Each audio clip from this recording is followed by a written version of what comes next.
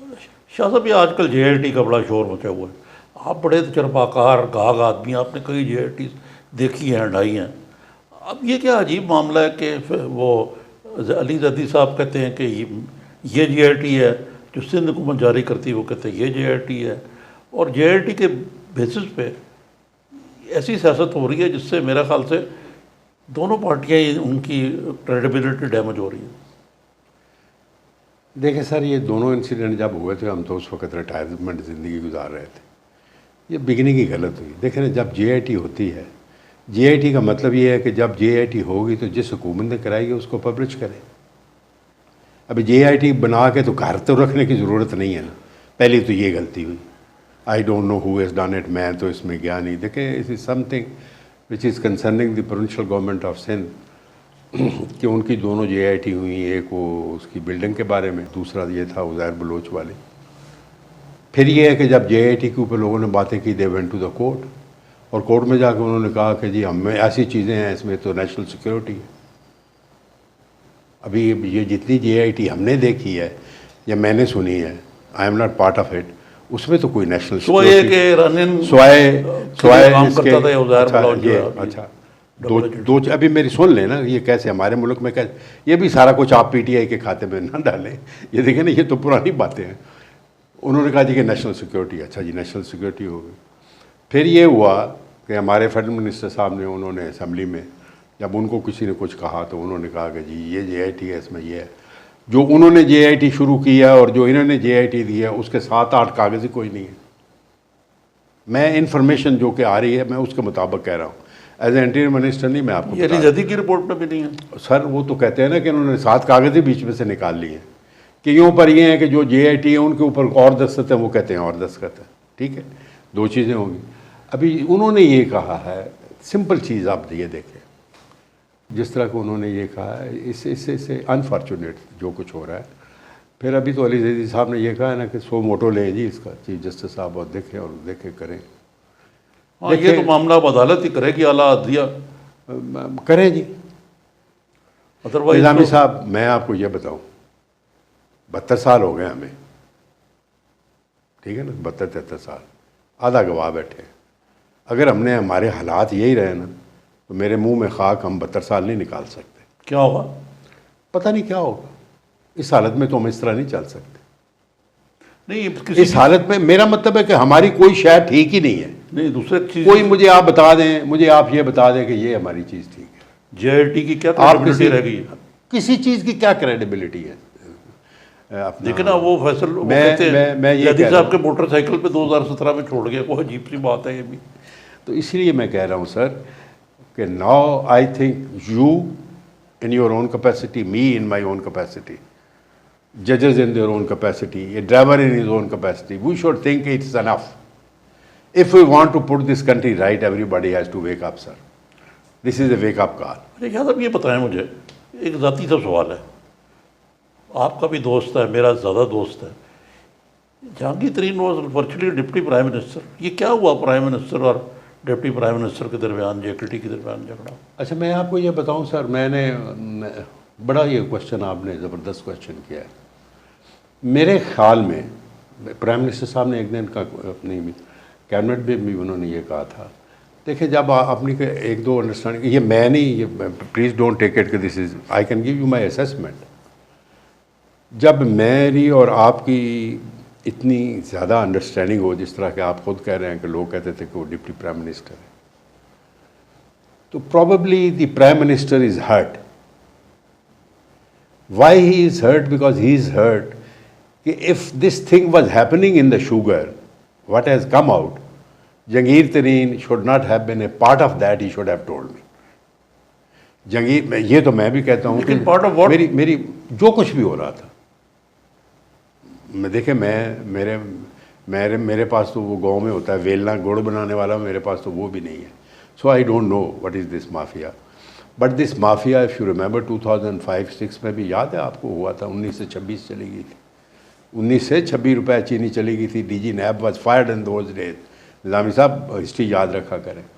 तो अभी याद है चीनी 4 आने की थी ना, उसको 4 आने बड़ी थी उस वक़्त, 19 से 26 हुई थी 7। अभी 70 से 90 होगी 20।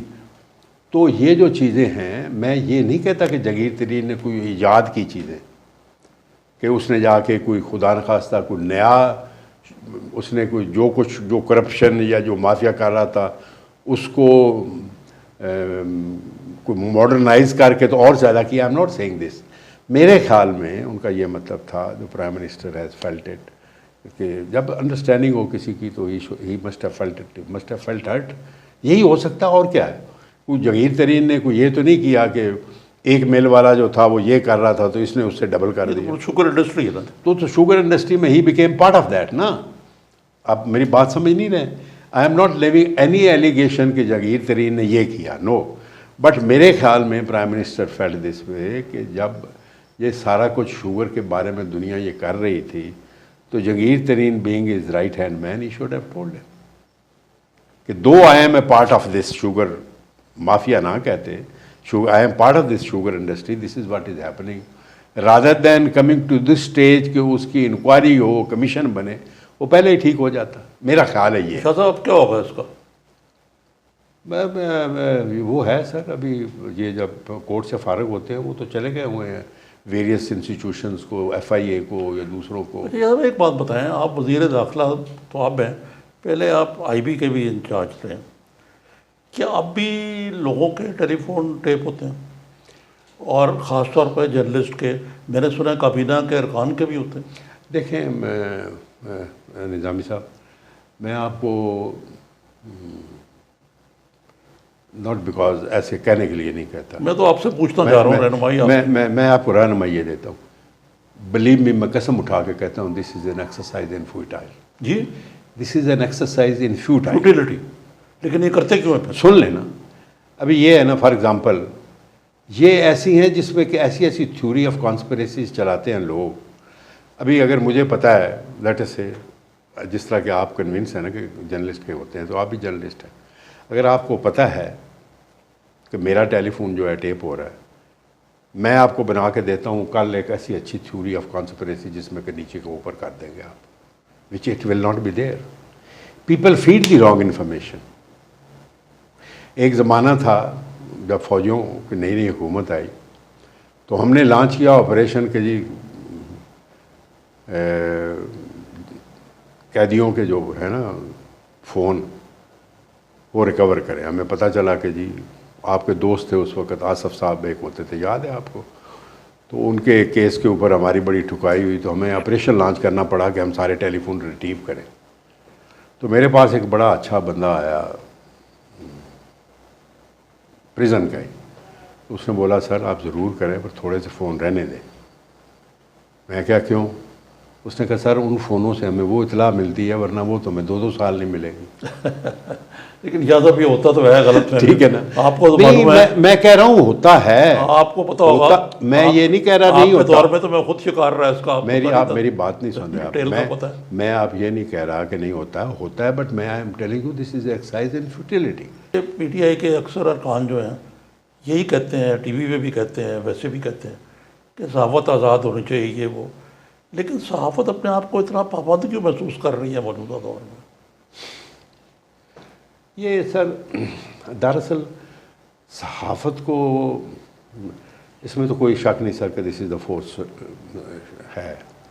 और मैं तो 10 दफ़ा लोगों को बता चुका हूँ, मैं अभी भी कहता हूँ, मैं ऑन एयर अभी कह रहा हूँ कि सहाफ़त जो है ना, आप चल उस वक्त तक, सहाफ़त और वकील ये उसी वक्त तक चल सकते हैं जब तक ये एंटी इस्टेब्लिशमेंट है। जिस दिन ये प्रो इस्टेब्लिशमेंट हो जाते हैं, ना इनकी कोई खबर हमारा काम ही है, मेरी सुन लेना, ना इनकी कोई खबर पड़ेगा, ना किसी वकील को कोई वकील करेगा। इनकी सर्वाइवल ही ये है, ठीक है।